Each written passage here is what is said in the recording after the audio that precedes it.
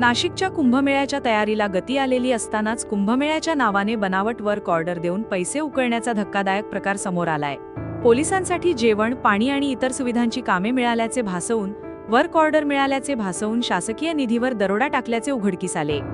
बनावट कागदपत्रांच्या आधारे संबंधितांकडून पैसे उकळण्याचा आरोप असून या प्रकाराची गंभीर दखल कुंभमेळा मंत्री गिरीश महाजन यांनी घेतली आहे। गेल्या 2-3 दिवसांत 4 ते 5 जणांनी अशा वर्क ऑर्डर घेऊन आपल्याशी संपर्क साधल्याची माहिती मंत्री गिरीश महाजन यांनी दिली।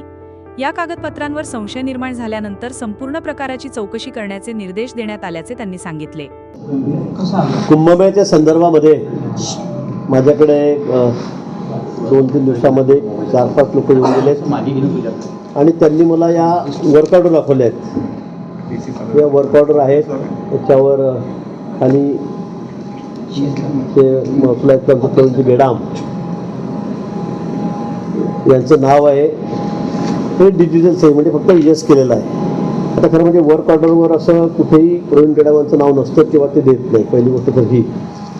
आणि याच्यावर QR कोड असतं, याच्यावर कुठले QR कोडसुद्धा नाही आहे। या संदर्भामध्ये मग पोलिसांना जेवणाचे ऑर्डर दिली, वर्क ऑर्डर, त्यांना लंच, डिनर, त्यांना पाण्याची ऑर्डर दिली, पोलिसांना लागणारे मॅट्रेस, बकेट, मग यांची ऑर्डर दिलेली आहे। आणि ते काही 100-150 कोटी रुपयाच्या स्वरूपामध्ये त्या ठिकाणी आहे, त्याचा उल्लेख या ठिकाणी आहे। पण त्या लोकांनी ज्यांना ही वर्क ऑर्डर मिळाली त्यांनी मला हे सांगितलेलं आहे। आणि मी या संदर्भामध्ये मग ते म्हणे मला थोडा डाऊट वाटतो आहे की ज्या लोकांनी दिली, मी म्हटलं तुमचं काही टेंडर होतं का ऑनलाईन? ते म्हणे नाही।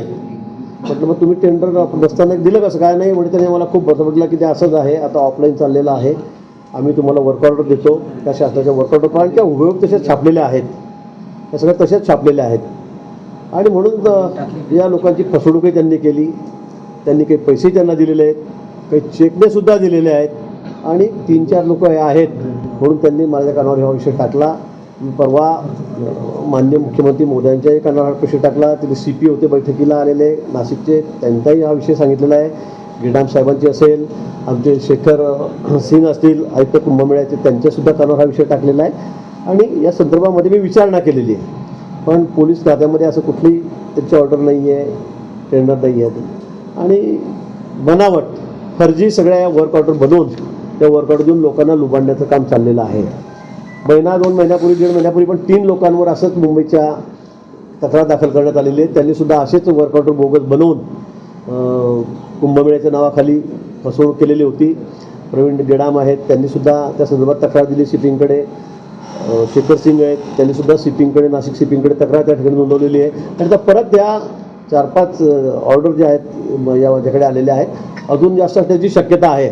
पण अशा पद्धतीने एक रॅकेट काही लोकांचं आहे, त्या ठिकाणचे जे लोक ते वेगळे होते वर्क ऑर्डर देणारे, हे वेगळे आहेत। आणि अशा बनावट वर्क ऑर्डर देऊन पैसे उकळायचे आणि लुबाडायचं हे काम या ठिकाणी चाललेलं आहे। आणि म्हणून सगळ्यांनी सतर्क राहावं। असं कुठेही अधिकृत, आमच्याकडे सगळी ट्रान्सपरन्सी आहे, ऑनलाईन शिवाय कुठलंही टेंडर होत नाही। आमच्याकडे प्राधिकरण आहे, 5 IAS अधिकारी, IPS अधिकारी त्याच्यामध्ये त्या ठिकाणी आहेत। आणि कोणी काही सांगितलं की ऑफलाईन टेंडर आहे, हे आहे, ते आहे, मला समजत नाही।